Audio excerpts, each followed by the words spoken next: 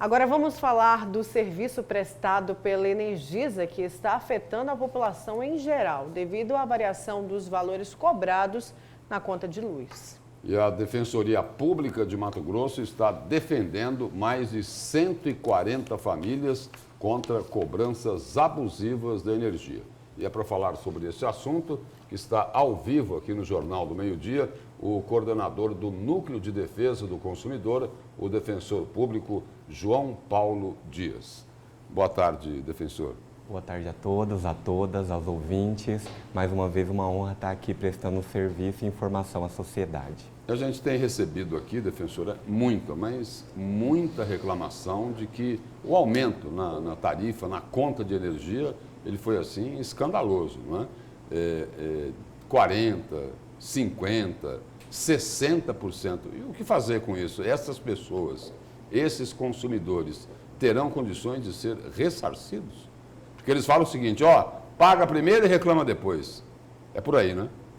Enfim, há uma série de falhas e vícios na informação e na prestação de serviço, reconhecido inclusive pela direção atual da Energisa. Em audiência pública, na última audiência na Assembleia, reconheceu que falta informação clara e precisa.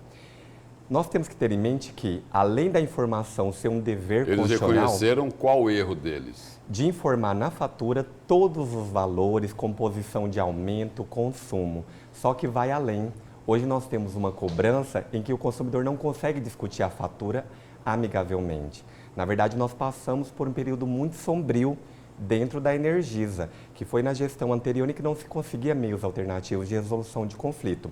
Atualmente, o nosso núcleo estadual de mediação e conciliação tem obtido alguns avanços, mas é preciso falar que, primeiramente, é preciso informar o consumidor de tudo que ele vai pagar, o quanto, e que seja fático, real, o consumo lido, e não aquela média que é a maior reclamação de consumidores. Agora, nessa defesa, como que vem sendo desenrolado o processo? Porque, como o Lúcio falou, tem que pagar para não ter a energia cortada. Só que essas pessoas vão recorrer depois de já terem pagado, depois do comprometimento com o orçamento.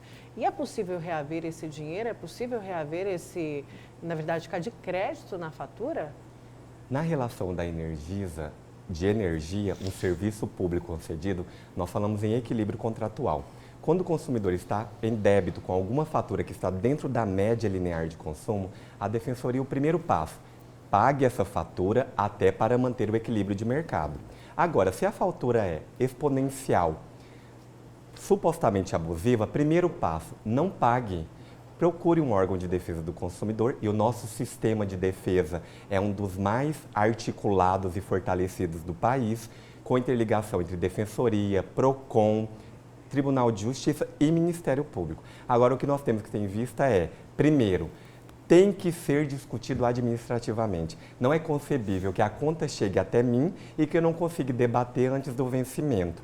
Então, nós temos questões como corte indevido, bem como suspensão indevida, em que ao consumidor nem a leitura foi informada da data. Isso não está ocorrendo porque senão esses casos não chegariam lá na Defensoria. Lembrando que de 146 em média andamento, a Defensoria aí tem feito uma peneira e 80% nós temos tentado meios alternativos, como a mediação e a conciliação dentro da Defensoria. Mas é muito mais do que isso. É muito mais. Hoje, no núcleo do consumidor, de 10 casos, 8 são energia. Então, alguma coisa está errada, essa conta não está fechando. Se alguém chega para cortar a luz da minha casa e a fatura não aportou na minha residência, alguma coisa está errada, né? E se a coisa está errada, nós temos que discutir o quê? Meios proativos de resolução de conflito. Então, eu quero deixar claro que a Defensoria não prima pelo litígio. Nós temos cumprido a Lei 132 e a Constituição, que é promover meios alternativos. Agora, para isso é importante que a Energisa abra a porta e, além de abrir as portas, visite os consumidores e leia o medidor de energia, porque essa é a maior reclamação. Inclusive no medidor de energia, que a Energisa já confessou que é feito na média. Em muitos casos é feita só a média, não tem um medidor ali, a leitura correta. E a população quer isso, quer claramente o que é gasto com a energia elétrica. Eles querem saber, é direito do consumidor. Sabe por quê? A média, ela gera lucro. Quando eu uso a média, eu não quero dizer se o consumidor ou a consumidora economizou, se ele levantar às 5 da manhã, toma um coletivo, passa o dia inteiro fora de casa, aí vem o que? Ele reclama. Na data da vistoria, a consumidora, ela está no lar, ela é diarista, o servidor saiu. Como é feita essa leitura? Sem ampla defesa e sem contraditório. Então, o que o consumidor quer? Primeiro, a leitura correta. A média é uma medida prevista pela ANEEL, mas ela é exceção. Ela não pode se tornar regra. Se ela for regra, é o que nós temos visto. Ela é lucrativa para alguns em detrimento de outros. O CDC, no artigo 39, determina o equilíbrio e a não vantagem para uma das partes. Se houver desvantagem, aplica o CDC. Então, o primeiro passo, comezinho com a Energisa, tem que começar a fazer a lição de casa, leitura correta do medidor. O senhor falou aí que a Energisa reconheceu, né, que faltam informações na conta para o consumidor. Até aí, tudo bem. Agora, como explicar uma conta, por exemplo, que era de R$ 430 reais e que aí ela foi para R$ 700 reais. Uma outra que era de 800, 850 e chega para o consumidor a 1.100, 1.180 reais. Como que eles explicam isso? Uma variação desse tamanho. Eu posso lhe falar algo que está pela ANEEL em resolução. Eles utilizam de um artifício ardiloso que permite a cobrança e, em caso de excesso apurado administrativamente, eles podem devolver parceladamente nas faturas. Ou seja, eu lucro, depois eu restituo. Isso para o consumidor, para quem... Eu pago em parcelas o seu prejuízo. Exatamente. Ou seja, a legislação não é para defender o consumidor, é para defender a empresa. Eu inverto a lógica do CDC. O CDC diz que a presunção é em favor do consumidor. Aqui a presunção não tem sido, infelizmente. E aí é bom que a Energisa entre nos eixos. Nós não queremos simplesmente discutir concessão ou não. O que a gente quer, a Defensoria, é que aquele carente que não fica em casa seja avisado e tenha o direito a uma vistoria, que o corte seja comunicado, que a recuperação de meses pretéritos. E aqui eu informo um ACP da Defensoria, uma ação civil pública, julgada recentemente procedente em centenas de milhares em favor de consumidores, que diz: débito pretérito são os 3 últimos. Passado disso, ou seja, eu recebi uma recuperação de consumo de 1 ano atrás, isso tem que ser debatido e pago de acordo com o que o consumidor pode pelo calendário, mas não está sujeito a corte, porque ela perde o caráter atual, premente. Isso já está decidido pela Justiça de Mato Grosso e confirmado pelo Tribunal de Justiça. Olha, vamos então à tela, temos aqui algumas participações dos nossos telespectadores. Boa tarde, aguardarei 76 dias audiência na Defensoria. Não, chegamos a um acordo. Tentei falar com o defensor, mas a resposta da Defensoria foi: o que podíamos fazer pelo senhor, fizemos. Procure os seus direitos. Isso é muito comum, porque muitos consumidores chegam com faturas dentro da média. O que nós temos feito? Encaminhado para o Núcleo de Mediação e Conciliação para ele obter um parcelamento. O que muitos não entendem, infelizmente, está lá no Senado, o PL 3.515, é que o parcelamento de dívida, ele não está devidamente regulamentado. Então, precisa avançar o PL do superendividamento. Hoje, o parcelamento, ele é um dever de renegociação e cooperação da empresa, mas a Defensoria não pode obrigar. Por isso que nós temos, por meio de ações e até mesmo termos de cooperação, buscado o parcelamento amigável. Só que, por exemplo, se a Energisa vem e impõe 30%, eu não consigo flexibilizar. Daí a necessidade do fair play, da boa-fé objetiva. Se o valor for justo, nós temos como chegar ao consumidor e falar: ó, dê um jeito para pagar essa fatura, que ela está dentro da sua média, do seu consumo, agora essa nós vamos buscar os meios adequados, que está dentro dos índices, que são as revisionais de consumo. Defensor, só registrar aqui uma reclamação de um telespectador sobre algo que nós já falamos aqui. Sobre as cobranças abusivas, quando a gente vai ao PROCON reclamar, a orientação é pagar primeiro e depois recorrer. Inclusive, isso já aconteceu comigo, diz o telespectador, que a conta não passava de 150 e agora ele está pagando mais de 250. Interessantíssimo, que essa é uma das maiores dúvidas dos consumidores que vão à Defensoria. Primeiro, nós não podemos olhar só o valor.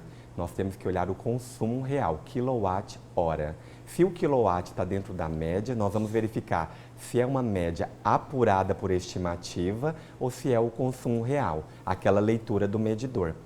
Segundo, o PROCON tem feito o inverso, é até isso que eu tenho alinhado lá com a doutora Gisela, com todos os conciliadores. Primeiro, não é pagar, eles falam não pague. A Defensoria, nós temos utilizado a interpretação justa de mercado. Pague aquilo que você deve. Então, na Defensoria, nós temos pedido a consignação pela média e o CPC permite o depósito do valor em controvérsia. Então, se você tem uma fatura de energia dentro de 100 kWh, se ultrapassar para 300, nós vamos discutir o excesso. Mas aí, por boa fé objetiva, é importante que a média seja paga. O senhor fala aí o seguinte, de que, olha, primeiro olha o consumo, depois você olha o valor da conta de energia. E aí cabe uma outra pergunta. A CPI da Energisa, aqui da Assembleia, levantou um outro questionamento que também foi registrado lá em Rondônia. Os relógios medidores da Energisa, eles serão aferidos? Porque existe suspeita de fraude também. Foi levantado isso. Tem várias suspeitas e a CPI... Isso já chegou à Defensoria também? Já chegou à Defensoria e nós recebemos ontem o convite para compor a CPI, essa comissão. Inclusive, na Assembleia tem sido feito de modo muito transparente, por meio de audiências públicas para ouvir as demandas de cada região. Já teve uma audiência aí até à luz de vela, não é? Porque faltou energia, né? Numa cidade do interior. Coincidentemente, né? Pro azar da Mas energia. faltou a energia, mesmo a luz de vela, parece brincadeira, mas é uma coisa tão importante que nós não tínhamos essa discussão de modo tão transparente como defensor, hoje. a zona rural sofre muito ainda com a falta, com a queda constante. A gente tem relatos aqui de que algumas regiões da zona rural, às vezes, falta energia todos os dias. Como resolver esse problema? Eles também podem buscar a Defensoria Pública? Eu entendo que nesses casos também cabe uma ação coletiva e até dano social. Nós tivemos casos de pessoas que vêm da região metropolitana, da Baixada Cuiabana, aqui para conseguir o quê? Um medidor, um relógio na residência rural. Aí eu pergunto, a pessoa quer pagar. Pelo CDC, o produto tem que estar disponível, já que ele abrange toda a região. Muitas regiões, fazendas, unidades, pequenas glebas, já possuem energia. Então, isso é obrigação de fazer. Aí eles podem procurar a Defensoria, tanto da sua cidade, do núcleo, ou falar diretamente conosco, pelo 36138200, que nós vamos fazer todo o mapeamento e é mais uma demanda para levar para a CPI. Eu só entendo o seguinte, o posicionamento da Defensoria. Vamos abrir essa caixa preta. Quem não deve, não teme. Se alguém diz, a Defensoria está beligerante, entrando com ações equivocadas. Ótimo, vamos sentar e abrir esses números. Nós estamos aqui para evoluir. E a Defensoria pode também checar os investimentos que a Energisa é obrigada a fazer, porque tem vários cortes, né? Dependendo do período, fica instável. Por exemplo, essa semana, aqui mesmo na região da TV Vila Real, tiveram 2 trovões, não choveu, e teve 2 piques de energia. É normal isso? Na verdade, aí nós vamos ter que não é normal. Eles têm poderio econômico e aprimoramento no mercado para zelar pela contínua prestação de serviço. Agora, pelo CDC também existe a interpretação do fortuito externo. O que é o fortuito externo? Algo que não cabe na regularidade à prestação. É a mesma coisa de um avião. Ontem eu fui voar à noite, estava com muita chuva em Brasília, 7 voos foram cancelados. O nosso de Cuiabá, a sorte que cancelou em Goiânia, a aeronave foi disponibilizada para Cuiabá, porque Congonhas e de São Paulo e Rio não conseguiram voar para Brasília. Então a nossa sorte foi o voo.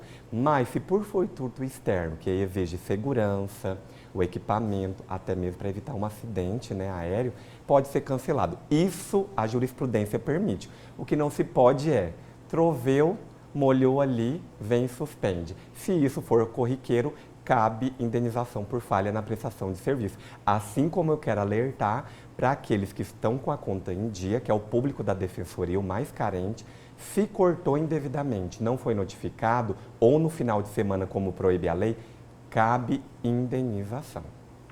Defensor, obrigado pela presença e pelas informações aqui no Jornal do Meio-Dia. nós agradecemos. Obrigada, defensor. Obrigado.